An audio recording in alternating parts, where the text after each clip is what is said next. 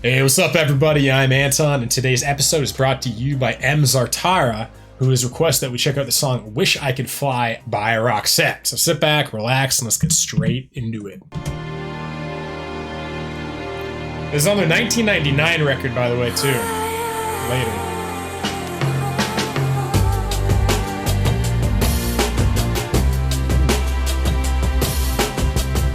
I love the vibe.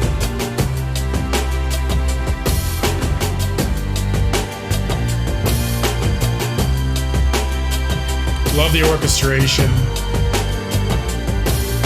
Dark, seedy. Not dark and seedy, actually. Yeah, sensual. I wake up in a dream.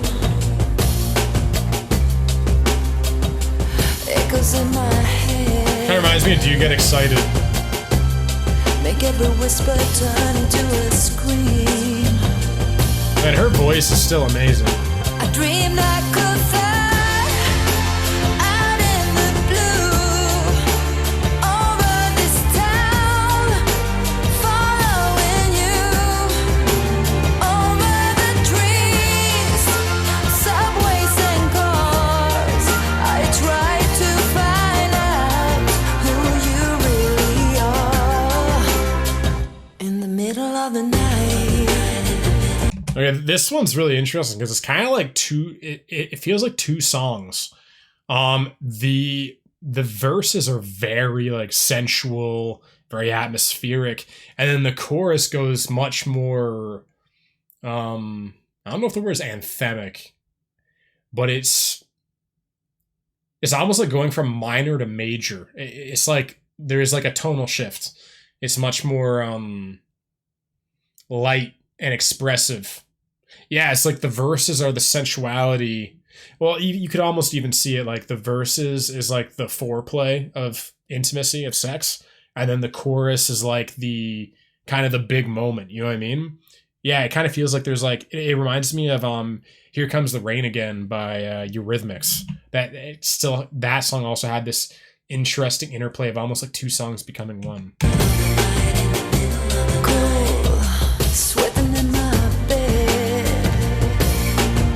Yeah, I like the verses actually the most in this one. Thinking about all the things you said.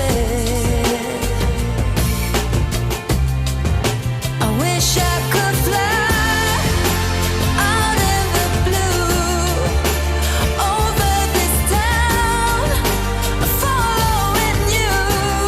Actually, that is a beautiful melody.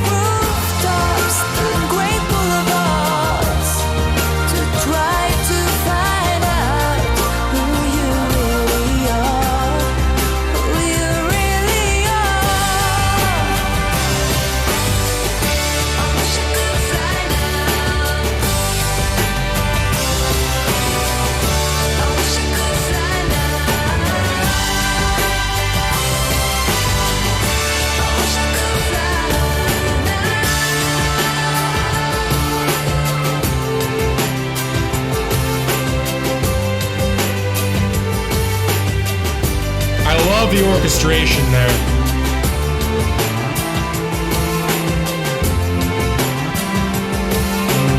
They're very tastefully done.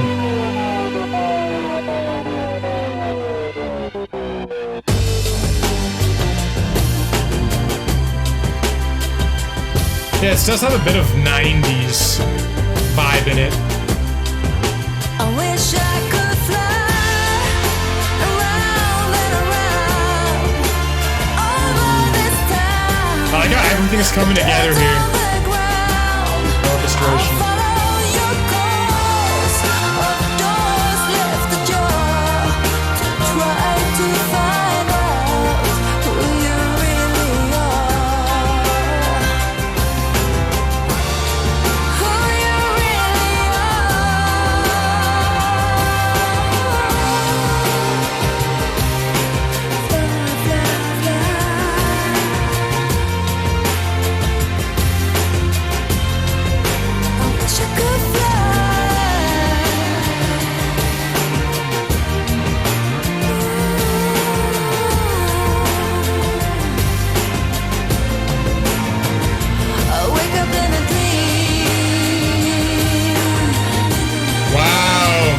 listen to the background. Middle of the night.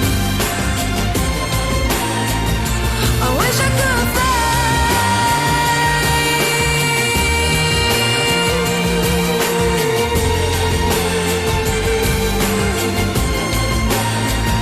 I wish I could fly.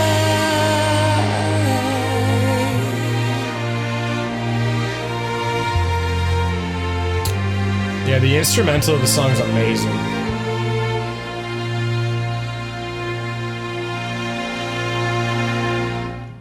Wow, I loved how that song evolved. In some sense, like, yeah, I find this and You Get Excited definitely have some similarities. But what I liked about this one, even more than Do You Get Excited, is this one, that orchestration was like the main motif. And I loved how this song literally felt like one evolution. You know what I mean? Like from the, again, there's always that orchestration at the very beginning, and it was like kind of ebbing and flowing. And then at the end, I loved, if I recall correctly, I don't think there was orchestration behind the first two choruses. Maybe there was, but something changed in that last chorus. They added another element. It kind of reminded me of Run to You when they add the violins and the cellos and the orchestra elements after the second chorus, I think. But it's like, I thought this song just flowed beautifully. Again, this song felt like it was more of a cohesive journey, where a lot of songs, they have really cool parts, they have really cool elements where, you know, there might be a cool verse riff, there might be a cool chorus melody, there might be a cool bridge, but it's like something is added specifically at that one time to create an experience, then it goes away, or it, you know, continues for that point afterwards. But what I love about this is like that same orchestration, the same thematic element at the beginning of the song evolves throughout the entire thing. And so it wasn't like anything was added brand new. It was like it almost took what was already established and evolved the thing that was already established, the orchestration, and evolved it into a new way. And I just think that's outstanding songwriting. Yeah, just how this song evolves. I know I've said it quite a few times, but yeah, it's actually remarkable. Because most stuff doesn't have a attention to detail that is this holistic. Like, you know, I'm always a fan actually of something similar. I love in albums when there are certain themes that are used throughout all of the songs. Like I love when artists do this, where like maybe there's a heavy use of violin on a record, and every song will have violin in a certain place, and it has a way of like cohesively tying everything together, the entire experience, making it feel like you've entered a world. Because sometimes the issue with albums is that a lot of time albums just feel like a collection of different songs that if you arrange them in any order, it wouldn't make any difference. It's like, you know, to use an analogy, a good album is like a good movie where, you know, there's a beginning, middle, and end. There's the same characters throughout the entire movie. It's not just like people just leave without, you know, being told they're coming or going. Where it's almost like most albums are structured in a way that, to use the movie metaphor, could be like short stories. You know, just a series of short stories that have no unification. There's a movie like Cloud Atlas by David Mitchell. The Wachowskis, they directed it. But it's actually a series of individual stories. That there is a link throughout all the individual stories, where if there wasn't the link connecting everything, it would just feel disjointed. You know, it'd be like, okay, like I get it. It's kind of, I don't know, I guess it's kind of cool that this movie is a series of little movies, but emotionally I'm left vacant because there doesn't feel like a proper journey has happened. I don't feel like this is a bit too abrupt. You know what I mean? Where that's how I feel with a lot of albums. It's just like a series of random songs that have no cohesion, no unification. And like a good album, as I just alluded to, is like a movie where there's a common thread. And I know like a lot of albums have this lyrically, but because music is not poetry, music is music. The whole point of music is that you're utilizing poetry with a sonic background, where I think that's where a lot of artists drop the ball and they don't succeed, is that their music has no cohesion. Is like, it's just this song, that song, and they haven't done anything to make it feel like this is one entity. And again, this is all the point I'm driving at with this song is I feel like this song did such a great job of having that like album flow or having that cohesive movie flow in a song. Because if you think about it, sometimes a song can feel like, you know, copy and pasted verse, copy and pasted chorus, copy and pasted verse, copy and pasted chorus, random bridge, second chorus, repeat the second. Like it feels like there's parts that are just there. You know what I mean? It's like, okay, like even in some sense, to a degree, I felt like the verse and the chorus of this song were a bit different. They were a bit too distinct.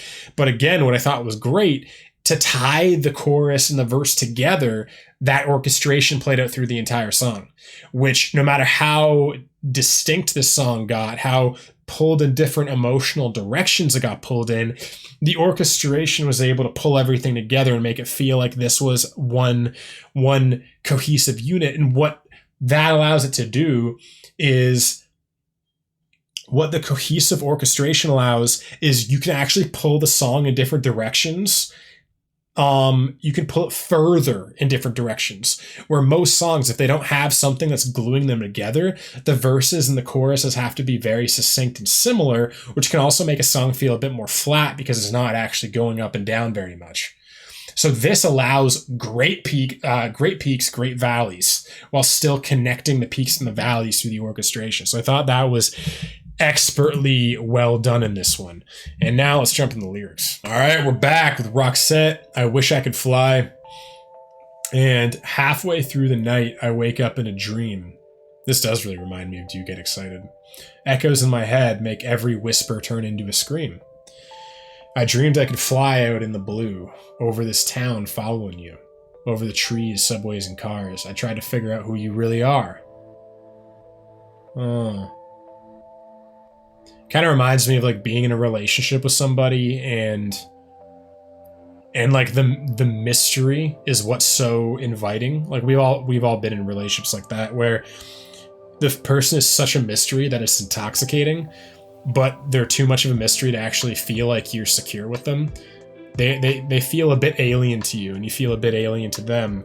And so there's like this weird sense of like you don't fully trust them. They're a bit elusive. They're a bit aloof. And that's kind of what I get from this right now, is that it's sensual, it's sexual, it's mysterious, but you're kind of left a bit cold after the warmth.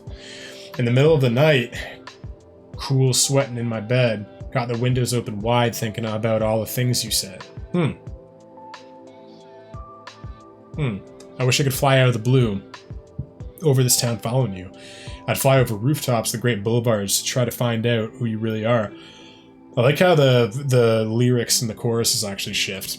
Who you really are. I wish I could fly now. I wish I could fly around and around over this town, the dirt on the ground. I'd follow your course of doors left ajar to try to find out who you really are. Interesting. This song is really cryptic.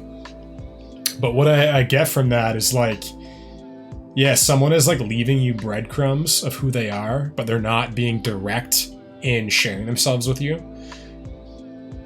That's interesting. I haven't been in that kind of relationship in a while.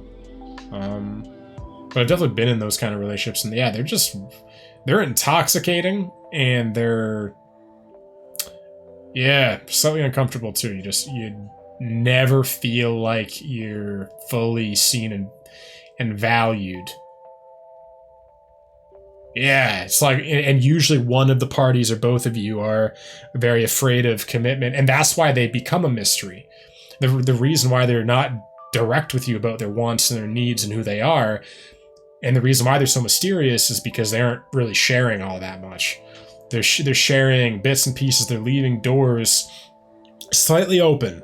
You know, you kind of open up and you go, hey, like, who are you? What's in this room? And they show you a little bit, but then they shut the door. You know what I mean? They don't let you fully into who they are. Yeah, actually, the lyrics of this one are one of my favorite Roxette lyrics, actually. I love how, mysterious the lyrics of the song are, and how the whole song is kind of, to me at least, seeming to be about understanding the mystery and unraveling the mystery of who someone is. So it's cool that the song is about unraveling a mystery, and the lyrics themselves are a bit mysterious. I think that's good songwriting. But ladies and gentlemen, this was Roxette, Wish I Could Fly. I love this one. What were your thoughts? Let me know down below. And we've done tons of Roxette. So if you want to continue our Roxette journey, click right here and I'll see you in the next one.